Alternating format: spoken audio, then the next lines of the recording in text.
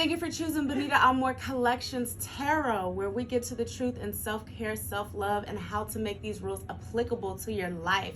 We're talking about transformation, spiritual growth, tapping into mastery and manifestation, using all the divine tools that are right here on this earth. That is what I'm here to bring. That is what we are here to bring. And we're going to jump right into it. So I've got this tarot reading. I'm mixing up how I look at the cards with astrology. It's been a minute. I'm a little shaky, but it's not shaky. It's actually being able to see it all within a picture, within the symbols, within the within the colors, just putting it all together. So as I'm reading this, I have picked up a pretty dark energy. I pulled to see what are the energies for December 21st, 2022. And I am sensing just this energy of breakthrough, breakdown, being planted and growing, just an overall energy of like the last lap. This is the final lap, right? Things get really stressful around Christmas time. Everyone knows, Christmas time is the worst time to be homeless. Christmas time is the worst time to go without food stamps, money. It's the worst time to not be around family, not be able to be around family. So there's a lot of things going into play with the seasons, with the energies. I'm going to pull on it. What we have at the very bottom, we have choose wisely and power. So this is a general reading for everyone. I did a Celtic spread. We must all choose wisely and tap into our power. The power card is a major arcana in this deck, and it is the strength card, which is actually, I believe, Leo, and it's half lion, half man. So if we have to choose wisely, there's a lot of options. It's a lot of places to be, people to see, a lot of places to go. And how do we make those decisions? Well, we pull from our strength, we pull from our power. But also, even more deeply, it's about being humble with our egos and our feelings and our pride, and how we are leading as we make these decisions. In the past, we have the truth. That's the judgment card. So that's things being revealed or going to court, a matter of fairness and truth and equality and bringing things to the forefront. In the future, we have conflict and defeat. So that doesn't seem very favorable. So this person really needs to come through with a lot of power. At the bottom, we have the 4, and that is at the root in the subconscious. And at the root of the cause is fertility. It's a 3, that's the Trinity, but that's the Empress card in the, like Rider-Waite. So the way I actually perceive that to be is being grounded in both masculine and feminine, yin and yang, being able to reproduce from a place of love, approaching things softly, not abrasive, because the Empress is a boss, in her own right. She runs stuff from her perspective. But in a very soft and feminine way. She's still nurturing and thoughtful and considerate. And that is an overall energy that needs to be taken into. If it's in the subconscious, it needs to be in our conscious, because it's the root problem. How are we approaching situations? How are we talking to people and handling people's feelings during the holiday or tomorrow is 21. And breaking through to that, up here at the 3, we have the influence in the conscious, and that's the transformation. Transformation is the typical death card. Death deals with Scorpio. So that's the house that Scorpio typically resides in, which is a Pluto, the planet Pluto. So here we are in this big transformation, and it's a battle between what people typically do and what they want to do and how they want to do it differently.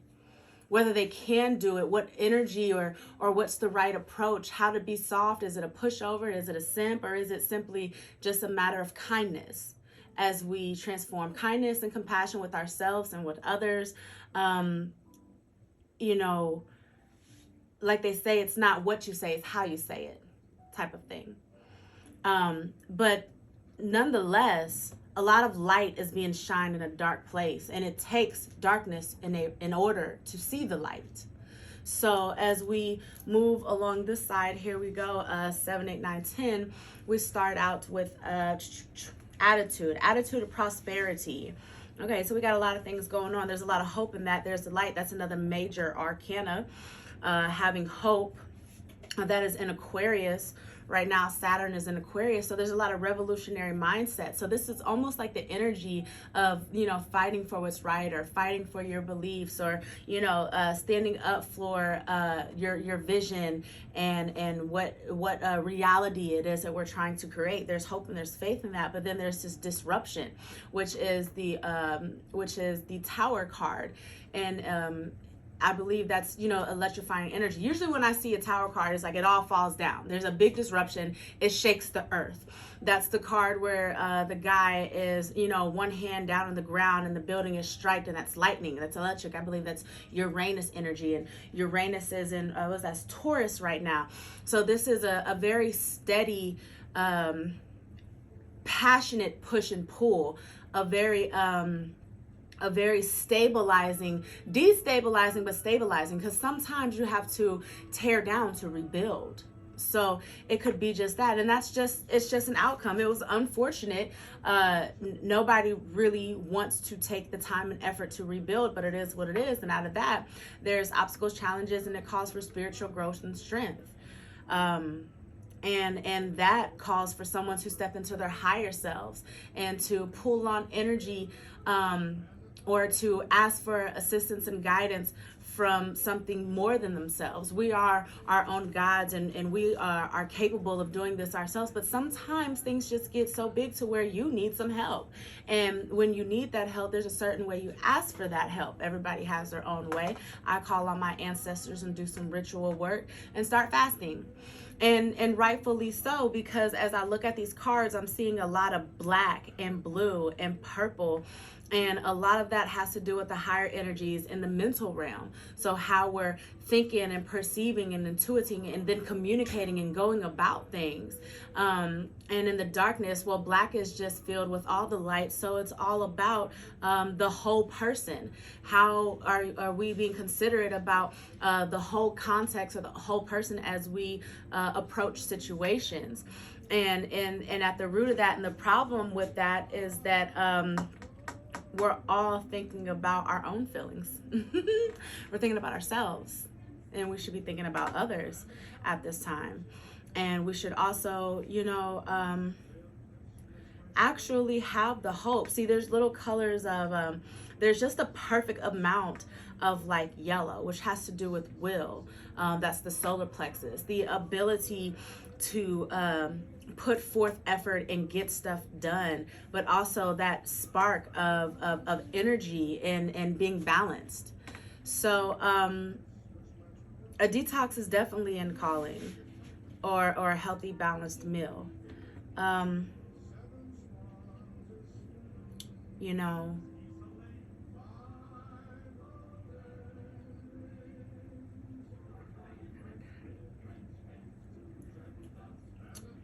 It's really just the time. All things must come full surface, or full circle. As above, so below. So as we go around in these circles, the best thing we can do is examine the patterns. The patterns within ourselves, but also the patterns within others, the patterns of the season, the patterns of the stars. Pay attention to the signs. And then at the end of that, the question is, who do we have to be to succeed and live a well-balanced, healthy, and happy life? Who is it that we want to be?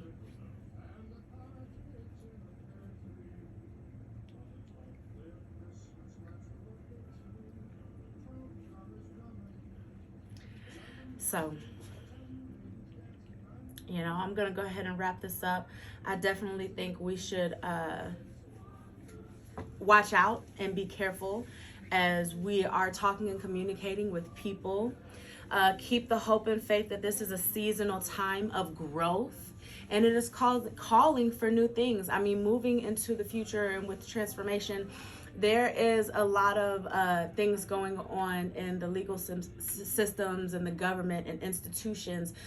We should pay attention to the news and be updated on what's going on so that we know how it affects us. Sometimes it does, sometimes it doesn't, sometimes we care, sometimes we don't. But the fact of the matter is, it's best to be in the know about things going on and how they affect everybody as a whole. If we're talking about a collective consciousness and divine unity and becoming better humans so that we can give back to make this world better, then it calls for a transformation in all things holding the ultimate power and authority.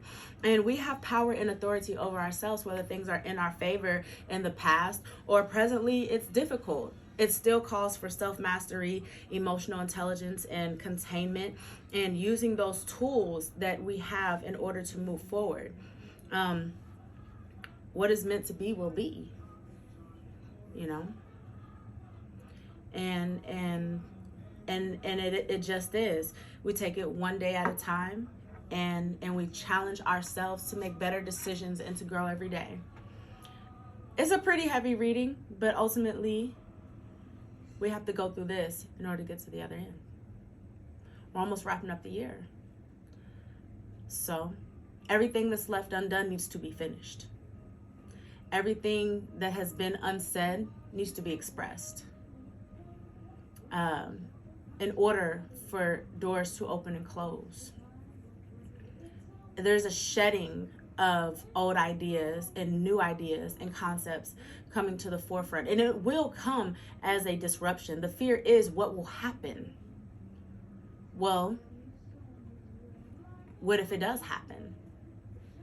Then what? Who are you? Who are we in that as things are happening? And what can we do but stand strong? Make the changes and modifications in our behavior, in ourselves, in our mental health, spiritual health, physical health, and then go back and get family, shed some light on them, touch and talk to them with compassion and kindness. Change is always difficult,